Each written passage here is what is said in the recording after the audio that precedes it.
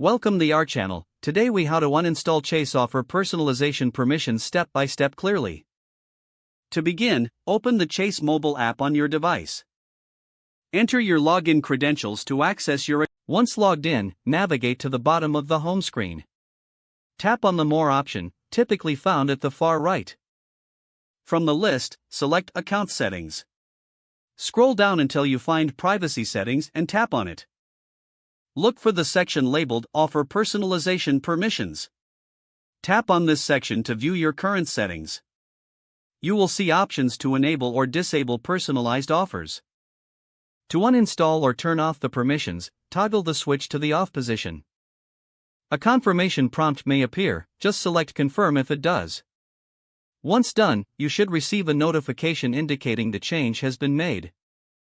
Exit out of the Settings menu by tapping the back arrow or Done button.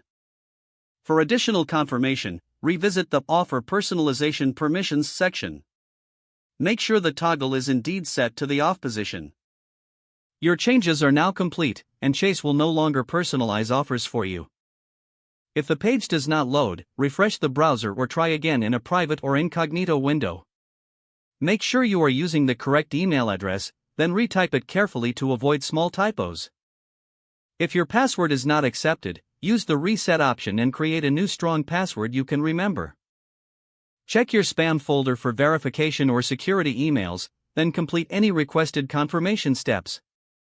Enable two-factor authentication if available to improve account security and reduce unauthorized access risk.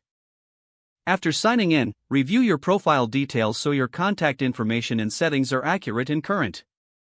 If you see an error message, note it down and try again after restarting your device and internet connection. Log out when you finish, especially on shared devices, to keep your account and payment information secure. If the page does not load, refresh the browser or try again in a private or incognito window. Make sure you are using the correct email address, then retype it carefully to avoid small typos. If your password is not accepted, use the Reset option and create a new strong password you can remember. Check your spam folder for verification or security emails, then complete any requested confirmation steps. Enable two-factor authentication if available to improve account security. After signing in, review your profile details so your contact information and settings are accurate and current.